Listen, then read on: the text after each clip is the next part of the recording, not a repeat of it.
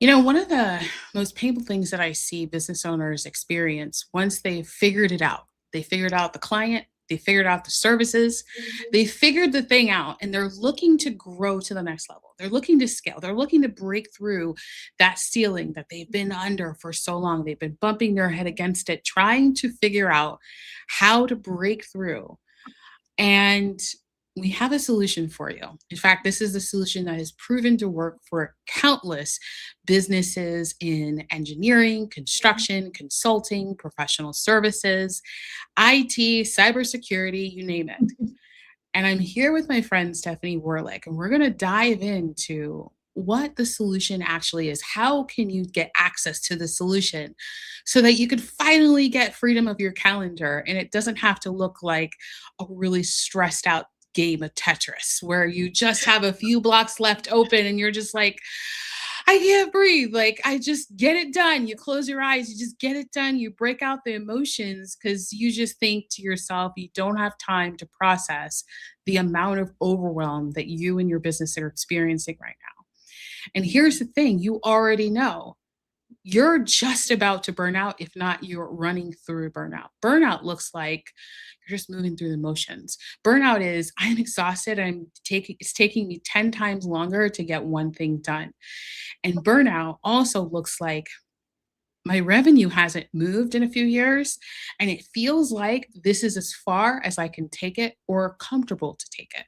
And I believe that we all have unlimited, untapped opportunities and available solutions or problem solutions that we're solving in the marketplace if we have the right systems. Now, what I want to share with you, and I actually had to put some notes together, we were giggling a little bit because I need to make sure that we stay on track.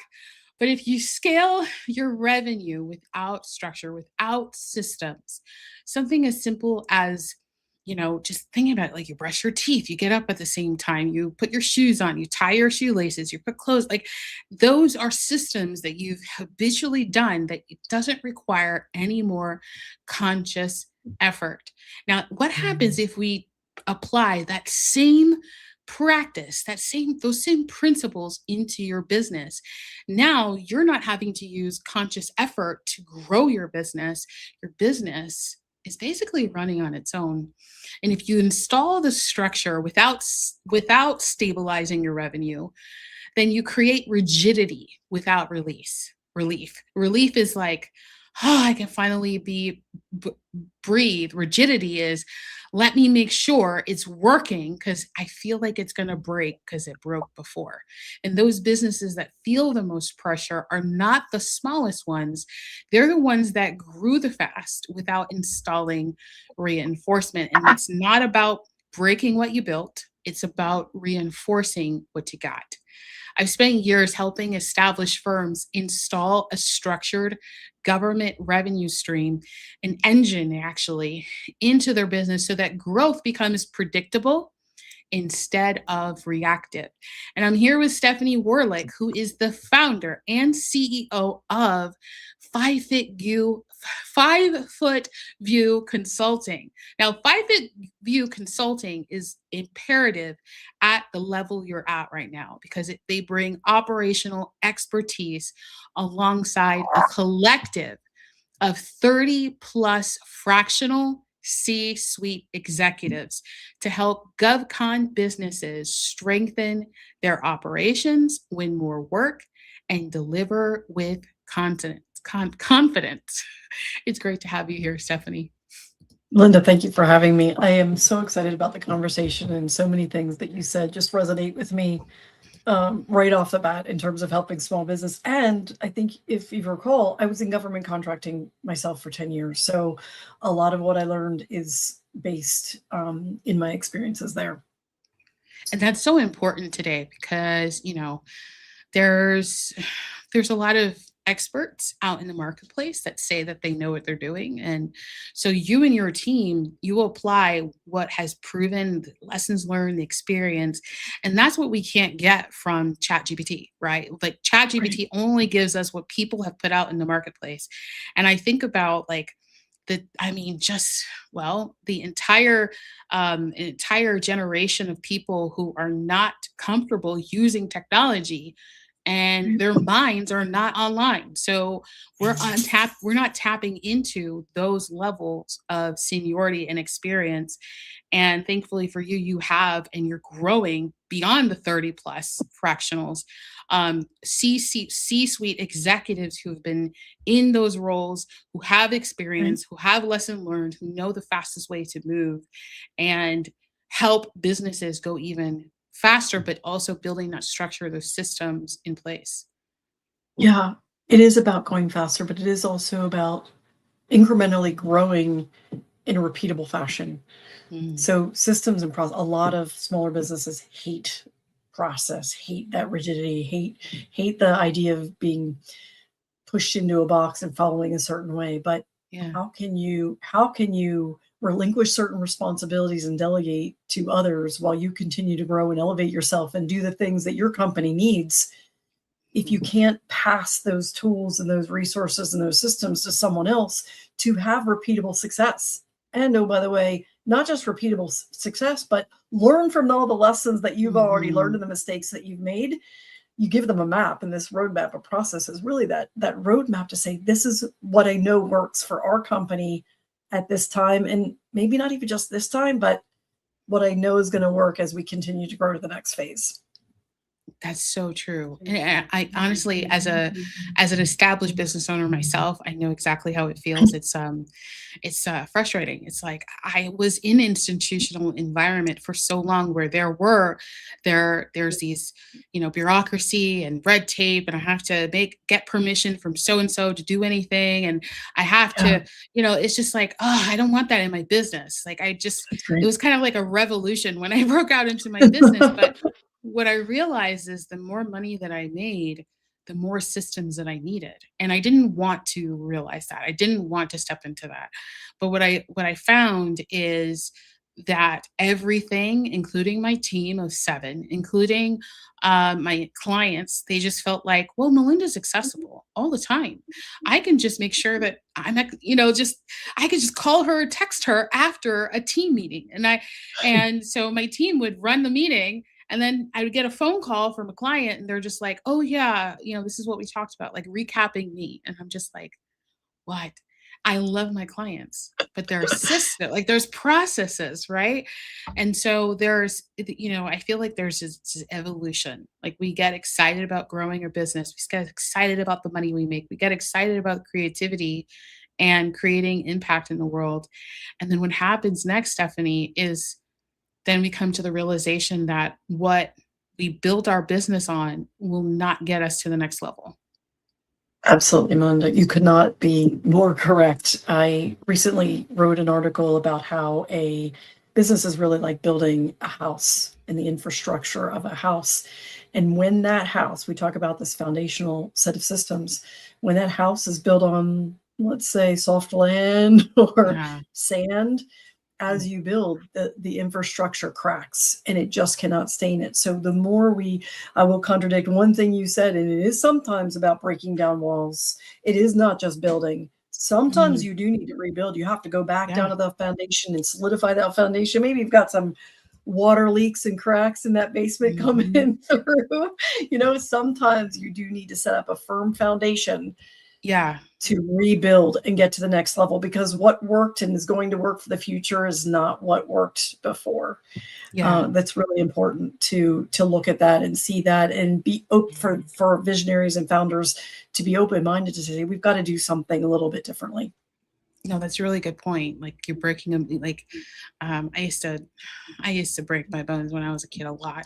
And, I remember, I'd go to the doctor and they'd have to re-break it because it didn't heal Oh, properly.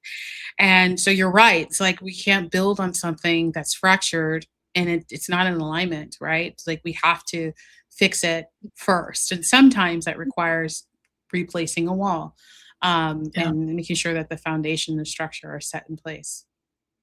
Yeah. Yes.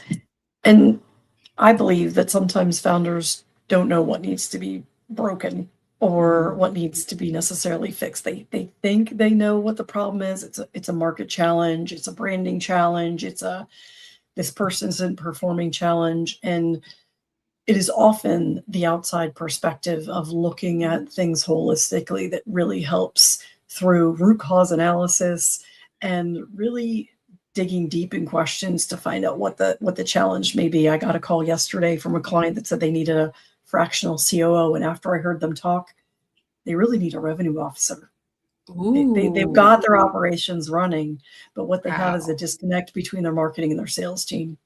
Mm. And so just by asking really good questions, you can really help identify what the root cause is that is not getting them to the success that they want.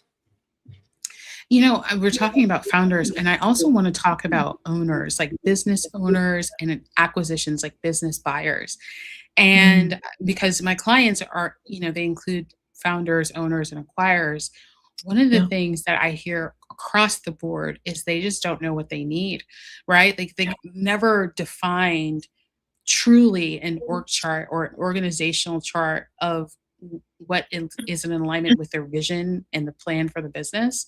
And they oftentimes like, oh, well, I looked on ChatGPT or went to Gemini or went to Claude and I Googled it or I, looked at something on Pinterest and or I modeled someone else's company.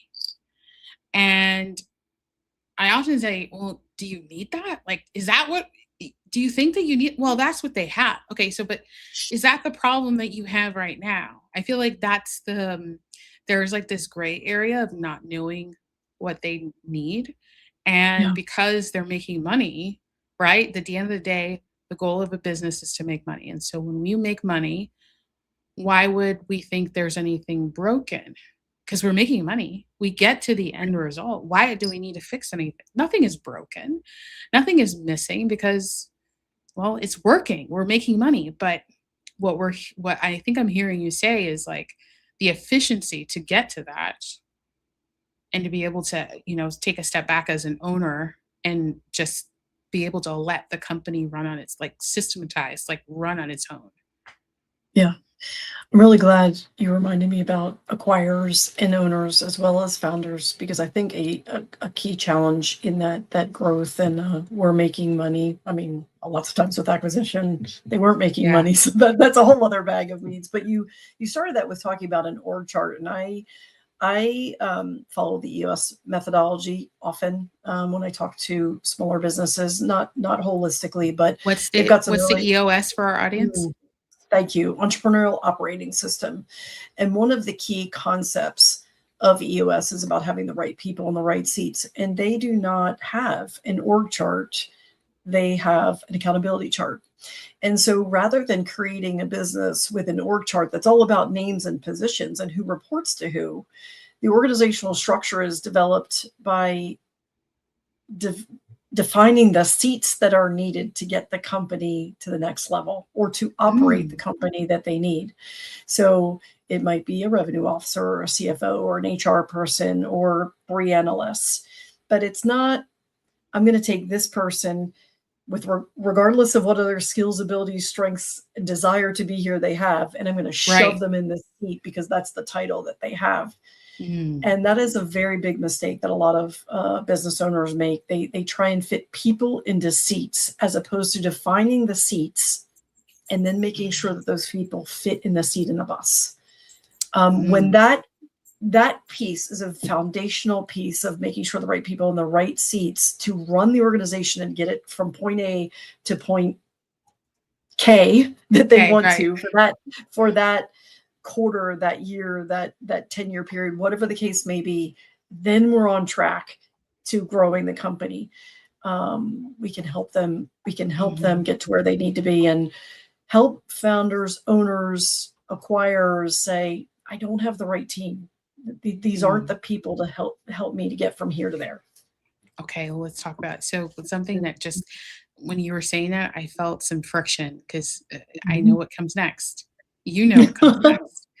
And and then it's like in the minds, they're like, I can't afford to hire someone with experience. Like, I want someone that has 20 years of experience because then that would be amazing. They just come in and blah, blah, blah. But I can't afford that. So I have to come somewhere in between or I have to train them myself. And then if the owner doesn't have the experience in that arena, it's like two people are learning instead of just, just delegating that role and responsibility to someone. So Yeah. how do we overcome that I guess that thought or that mindset of, I can't afford them right now. I can't afford to make this leap into even hiring a fractional, which I believe, in my opinion, I mean, in our conversations, it just makes sense, especially if your business is growing. This is a great way to get a fractional person in the position, because they can either prepare that position for a full time in the future, and also help you delegate that responsibility in the in between. And so it makes it makes logical sense, but let's talk financial sense. Does it make financial sense? We actively work with every client who has this need. I love small businesses, so my passion, my vision for starting this company is to make the expertise that a company needs available to them in the budget that they have available. And that's why I started interim or fractional services. But before I thank you for giving me the opportunity to talk about that for a minute, but I do want to say there's so much more that a small business could do. I want to make sure they leave with the value that can help them here and now, because the question really isn't about necessarily, can I afford a fractional? It's, can I afford to keep spinning my wheels with the people on my team that don't have the Mhm. skills and experience to get me to where I want to go? And can I Yeah. keep afford to burning the candle at both ends because the team doesn't have the expertise, or they're just not the right people? They might have the expertise, but they're not a culture fit. They have a bad Right. attitude. They don't really want to be there. Whatever the case, there's so many reasons that someone may not be the right people on the bus, and that what I find, and this is a relief to many owners, when you set that structure up about what is the right seat, often low performers and non-performers self-select out and they remove themselves from the situation. So, I mean, Mm. personally, I'd much rather do the work than myself than have someone that I think I'm counting on and relying on to do the work that's not getting it done. And I have to redo the work and I've lost time and money in that effort. That's a whole other bag of weeds that we could we Yeah. could get into. We don't have time today, but I do think Yeah. that overall the solution is a fractional expert that can Mhm. come in, roll up their sleeves. That's where 5 foot view came from. It is the opposite of the 30,000 foot view that I learned about in government contracting. Yeah. We roll up our sleeves at a tactical operational level and execute the work so that the owner and founder, a person who acquired the business, can just know that the needle is going to move forward and we execute the goals without having to be double checked, and we add value immediately. Wow. Gosh. And so that means that, just we're going to have to get rid of some people who are just not in the right position and just let it happen. I love that, having them self-select, because that makes everything easier, Yeah. from, just a candor standpoint. But um, gosh, it seems so simple. So once we figure out that we need, so how do we know that we have a need for fractional support? Like, how do we know? Well, I do think there is a discovery call that needs to occur where a fractional often doesn't do a discovery. We certainly can do a discovery before we come and engage, but really it's about immediately coming in and embedding as an employee, as a team, not, I'm sorry, not an employee, as a team member, actively involved in the day-to-day, to start reading all the signs, looking to see what's happening, and performing an evaluation. Sometimes we can hear that from the keywords that are Mhm. discussed about the particular situation, and knowing the objectives. I mean, often small businesses don't have clear objectives defined, clear goals that can be measured on a monthly or quarterly or annual basis. So there's some legwork that has to go into setting a foundation of clear expectations so that everyone's marching in the same order to accomplish those goals. But we like to roll up our sleeves and get to work and add value immediately. So it's really about bringing a fractional in at a budget that resonates with the owner, and just taking action and just relieving those burdens off the owner's plate. I love that, 'cause that's exactly what my clients need. As soon as they start winning contracts and they just add zeros to their revenue, they're like, "This is so much." And it's like, "Yes, This is what you wanted. And then the next question is, how can we maintain, how can we sustain all of this growth? And that's where fractional, that's where 5 Fit View Consulting comes in, because what they do, guys, is they actually step in, they actually come in, they ask the right questions, they do the right research, they are the analysis so that they can give you the right fit solution for your business. So it doesn't matter how big or small your organization is, it's about having the right team members in place so that you can sustain the growth that you're on.